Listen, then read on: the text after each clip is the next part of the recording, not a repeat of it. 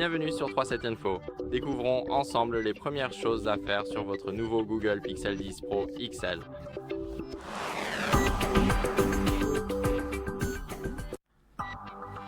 Comme vous pouvez le voir, ce téléphone vient tout juste d'être configuré.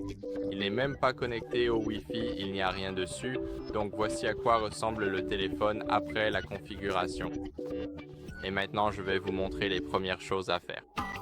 Pour commencer, nous allons ouvrir le tiroir d'applications. Ensuite, activer les paramètres ou aller dans les paramètres. Et ici, nous devons aller dans Réseau et Internet. Aller dans Internet et ici, nous allons sélectionner notre réseau.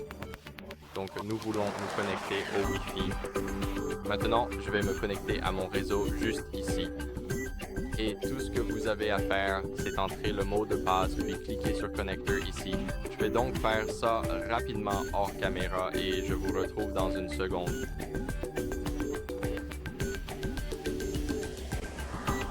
Comme vous pouvez le voir, je suis maintenant connecté au réseau. Et maintenant, ce que nous allons faire, c'est vérifier les mises à jour du système. Alors, allons sur la page principale. Et ici, nous devons faire défiler vers le bas jusqu'à ce que nous voyions le système. Maintenant, ici, dans le système, nous voulons continuer et faire défiler vers le bas jusqu'à la mise à jour logicielle.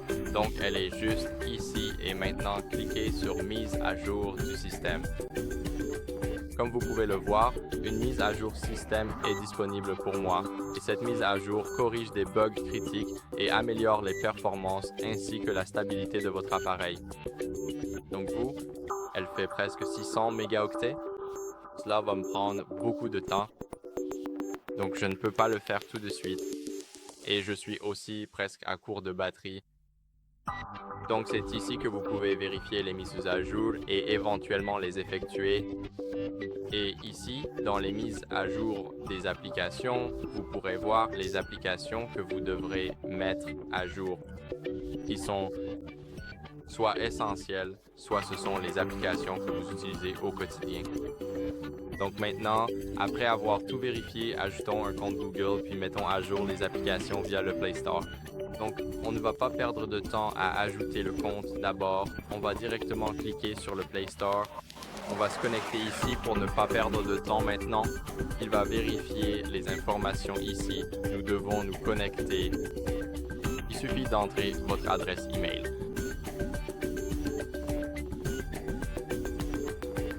Et après avoir entré votre email, vous devrez saisir votre mot de passe. Donc, on se retrouve dans un instant.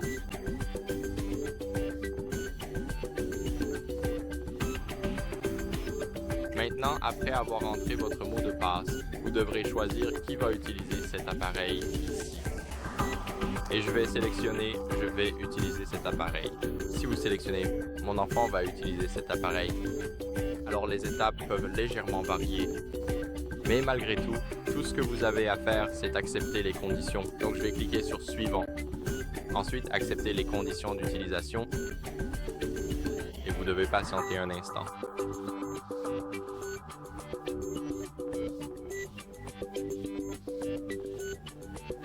Maintenant, ici, vous pouvez activer la sauvegarde. Donc, soit vous l'activez complètement, soit vous la désactivez. Maintenant, cliquons sur « Activer la sauvegarde ». C'est très important et comme vous pouvez le voir, nous arrivons maintenant sur Google Play. Ici, nous avons les applications que nous pouvons soit redécouvrir, soit installer depuis le nouvel appareil. Donc ici, vous pouvez faire cela. Vous pouvez cliquer sur « Installer » et chaque application ici sera installée. Mais je vais passer cette étape pour l'instant. Et ici, nous devons choisir comment nous voulons vérifier nos achats. Donc bien sûr, je vais utiliser le mot de passe et je vous retrouve dans un instant. Maintenant, comme vous pouvez le voir, nous pouvons activer les recommandations locales dans Google Play. Je vais dire non merci, mais vous pouvez choisir ce que vous voulez. Maintenant, pour mettre à jour les applications, nous devons cliquer sur notre photo de profil juste ici, puis ici. Donc, nous voulons aller dans Mes applications et Jeux. Maintenant, ici, nous avons les mises à jour disponibles et comme vous pouvez le voir, j'ai 49 mises à jour en attente. Et tout ce que j'ai à faire, c'est cliquer sur tout mettre à jour et laisser les mises à jour se faire en arrière-plan. Parce que cela ne consommera pas beaucoup de batterie, donc nous n'avons pas à nous en soucier. Et à part ça, nous ne faisons rien qui nécessite la connexion Wi-Fi. Donc je vais le laisser télécharger et nous y reviendrons plus tard dans la vidéo. Maintenant, après avoir mis à jour les applications et ajouté un compte Google, nous voulons configurer le verrouillage de l'écran et tout le reste. Donc, allez dans les paramètres en ouvrant le tiroir d'applications, puis en cliquant sur Paramètres. Maintenant, je vais revenir à la page principale ici. Ce que nous voulons faire, c'est aller dans la section Sécurité et confidentialité. Maintenant, après être allé ici, allons sélectionner le déverrouillage de l'appareil. Et ici, vous devrez définir un verrouillage d'écran. Vous pouvez donc choisir soit aucun, soit glisser. Mais ces deux options ne sont en réalité même pas sûres. Donc, je ne le recommande pas. Maintenant, nous avons le schéma. Le schéma, c'est correct. C'est bien, mais ce n'est pas le meilleur. Et le code PIN et le mot de passe sont littéralement incroyables. Donc je vais choisir le code PIN et comme vous pouvez le voir, je vais créer un code PIN très facile à deviner. Donc assurez-vous de ne pas utiliser le même code PIN. Ici, vous pouvez choisir comment vous voulez que votre écran de verrouillage s'affiche. La première option est d'afficher tout le contenu des notifications. La deuxième option est d'afficher le contenu sensible uniquement lorsque l'appareil est déverrouillé ou alors de ne pas afficher du tout les notifications. Donc, on choisit toujours cette option ici au milieu puis cliquez sur Terminer. Et comme vous pouvez le voir maintenant, notre verrouillage d'écran est entièrement configuré. Maintenant, nous pouvons passer à l'empreinte digitale et ici ressaisir notre code PIN. Et cliquez sur plus, et j'accepte. Maintenant, cliquez sur Démarrer et vous devrez poser votre doigt sur l'écran. Donc, posez-le comme ceci.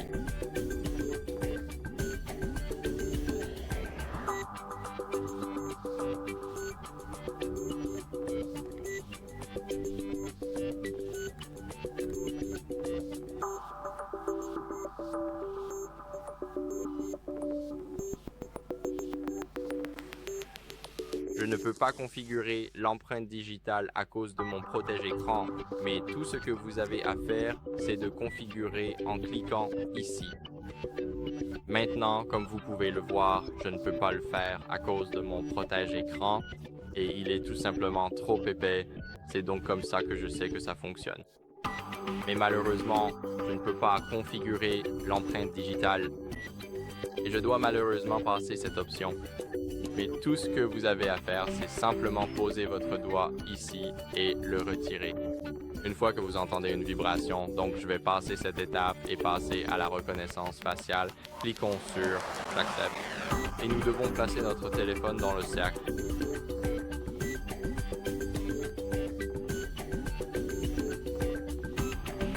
Donc tout ce qu'on a à faire, c'est simplement pointer cette caméra vers nous. Je vous retrouve dans une seconde. Comme vous pouvez le voir, ça rend bien. Et maintenant, on peut prendre notre téléphone ou toucher l'écran et utiliser notre visage pour le déverrouiller. Je vais rapidement vérifier si ça fonctionne. Maintenant, le code PIN est requis, donc je vais le saisir. Et maintenant, je vais facilement déverrouiller mon téléphone simplement avec Face ID. Donc ça fonctionne très bien. Ensuite, vous pouvez configurer votre montre, mais je n'ai pas de montre avec moi. Et la protection par tapotement est quelque chose qui vaut la peine d'être examiné. Donc, vous voulez activer le verrouillage par détection de tapotement. Maintenant, si quelqu'un prend brusquement votre appareil puis essaie de s'enfuir, alors votre écran sera verrouillé et tout ce que vous aurez à faire, c'est de le déverrouiller quand vous le souhaitez. Ceci est une mauvaise détection. Donc, lorsque votre téléphone se verrouille réellement, tout ce que vous avez à faire, c'est simplement entrer le code PIN. Et cela règle en fait tout le problème.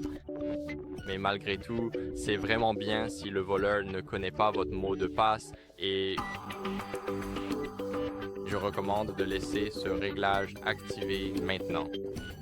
Après cela, ce que vous pouvez faire, c'est configurer Google Wallet. Donc faites défiler vers le haut et allez sur le Play Store. Maintenant, comme vous pouvez le voir, nous vérifions les mises à jour des applications. Chaque mise à jour a été effectuée. Donc, allez dans la barre de recherche et assurez-vous que Google Wallet est bien installé et que vous ne l'avez pas désinstallé. Maintenant, comme vous pouvez le voir, je ne l'avais pas. Donc, je dois l'installer rapidement. Mais cela prend moins de 5 secondes. Donc, tout ce que vous avez à faire, c'est attendre. Donc, après avoir installé l'application, allons-y et cliquons sur « Ouvrir ». Et ici, comme vous pouvez le voir, une action sur le compte est requise pour utiliser Google Pay. Maintenant, tout ce que nous avons à faire, c'est vérifier nos notifications ici. Donc, comme vous pouvez le voir, il n'y a rien. Et Fawa ici, vous devriez essayer de le désinstaller puis de le réinstaller et cela devrait fonctionner. Donc, je vous retrouve dans une seconde. Je suis après la deuxième installation. Maintenant, chaque fois que j'ouvre Google Pay, comme vous pouvez le voir, il va nous demander si nous voulons recevoir les notifications. Donc, cliquez sur « Autoriser » et comme vous pouvez le voir, tout est juste ici. Donc maintenant, si vous voulez configurer Google Pay, allons-y et cliquons sur le bouton « Plus » juste ici. Sélectionnez ce que vous souhaitez ajouter à votre portefeuille, comme une carte de paiement, une carte de transport, une carte de fidélité ou une carte cadeau, ou en gros n'importe quoi d'autre, comme par exemple un billet pour un événement, un abonnement à une salle de sport ou une carte d'assurance, donc vous pouvez le choisir ici. Maintenant, je vais choisir la carte de paiement. Donc ici, comme vous pouvez le voir, vous devez avoir la carte physiquement avec vous. Moi, je ne l'ai pas. Mais tout ce que vous avez à faire, c'est soit entrer la carte que vous avez enregistrée dans votre compte Google, mais vous devrez quand même confirmer les chiffres et le code de sécurité. Donc ici, nous pouvons cliquer sur « Nouvelle carte de crédit ou de débit » et la scanner avec notre appareil photo. Parfois, c'est l'option qui apparaît en premier, mais ici, c'est la deuxième. Donc maintenant, comme vous pouvez le voir ici, nous pouvons aligner la carte avec le cadre. Donc le cadre est juste ici. Et maintenant, vous pouvez aussi l'entrer manuellement. Donc ça dépend à 50 sur 50 de ce que vous obtenez ici. Par exemple, si vous devez l'entrer manuellement, ou il vous demandera de scanner avec la caméra. Maintenant, si vous avez ajouté votre carte, alors vous pourrez payer avec votre appareil. Maintenant, comme vous pouvez le voir, j'ai beaucoup de passes ici, donc si vous n'avez pas les mêmes que moi, ne vous inquiétez pas. Elles dépendent de la région et il y en a beaucoup. Maintenant, après avoir configuré notre portefeuille avec la carte de paiement, la carte de transport ou tout autre élément, tout ce qu'il nous reste à faire, c'est d'optimiser notre batterie. Donc, c'est la dernière étape de la vidéo d'aujourd'hui. Nous allons aller dans les paramètres et ici, dans les paramètres, nous voulons aller dans la section batterie. Maintenant, ici dans la batterie, comme vous pouvez le voir, nous avons l'utilisation de la batterie, l'économiseur de batterie, la santé, le widget, diagnostic et pourcentage de batterie. Donc ici, nous pouvons activer l'affichage du pourcentage. Maintenant, comme vous pouvez le voir, je suis à 19. Vous pouvez le voir soit ici, soit là. C'est ici que nous l'avons activé maintenant. Ici, nous avons l'économiseur de batterie. Nous pouvons activer le démarrage et l'avertissement ou l'économiseur de batterie extrême. Et ici, vous pouvez choisir les applications que vous souhaitez utiliser avec l'économiseur de batterie extrême. Maintenant, ici, nous avons la batterie adaptative. Je vous recommande de l'activer car elle apprend de notre utilisation du téléphone. Et ici, nous avons l'état de la batterie, donc des informations sur notre capacité, les cycles, et en gros, ici, nous avons tout.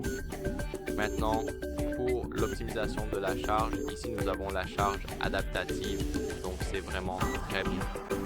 Vous pouvez la limiter à 80% pour préserver la durée de vie de la batterie, mais la charge adaptative, en fait, termine la charge jusqu'à 100% juste avant que vous ne débranchiez.